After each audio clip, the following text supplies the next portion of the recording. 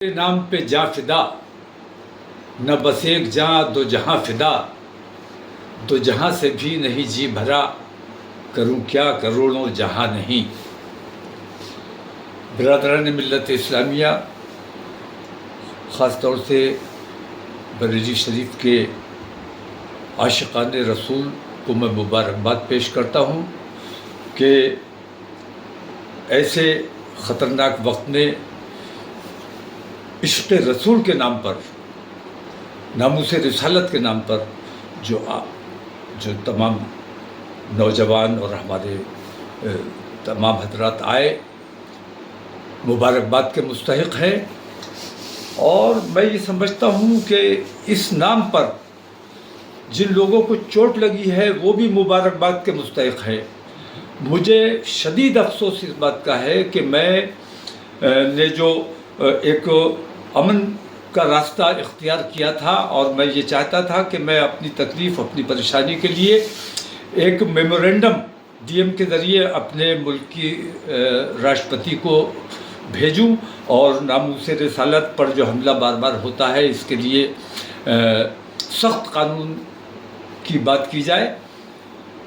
میرا صرف اتنا مقصد تھا کہ میں وہاں جاتا، نماز پڑھتا، اس کے بعد اپنا میمورنڈم دیتا اور اپنے لوگوں سے میں یہ اپیل کرتا کہ خیریت کے ساتھ اور درود شریف کا نذرانہ پیش کرتے ہوئے واپس امن کے ساتھ اپنے گھروں کو جائیں۔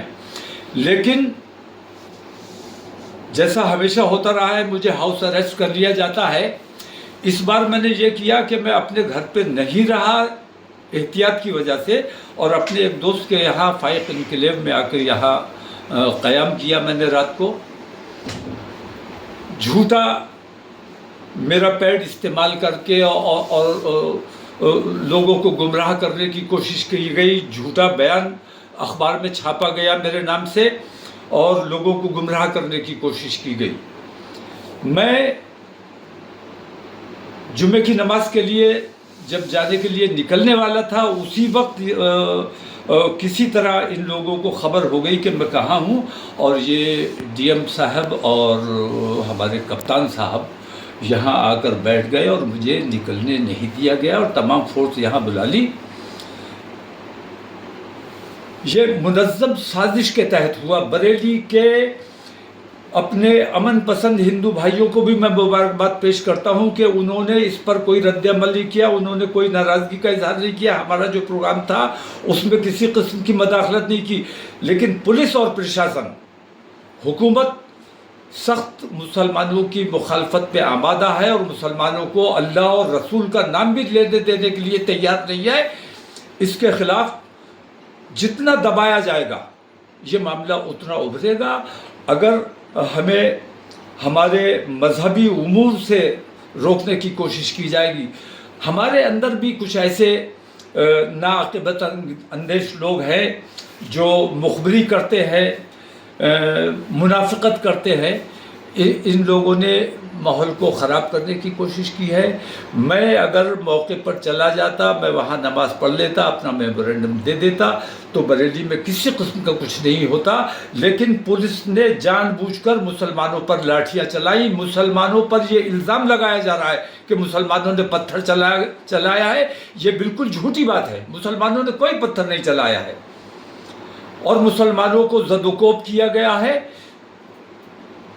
اگر یہ طریقہ، میں ابھی تک گرفتار ہوں، ابھی تک میں ہاؤس اریسٹ ہوں، مجھے نکلنے نہیں دیا جا رہا ہے، اور اندیشہ اس بات کا ہے، اور مجھے بہت خوشی ہوگی اگر مجھے گرفتار کر لیا جائے کہ ناموس رسالت کے نام پر اگر میری گرفتاری ہو جاتی ہے، یا میں تو کہتا ہوں جیسے گولی مار دی تم نے عتیق اور اشرف کو، ایسے مجھے گولی مار دو۔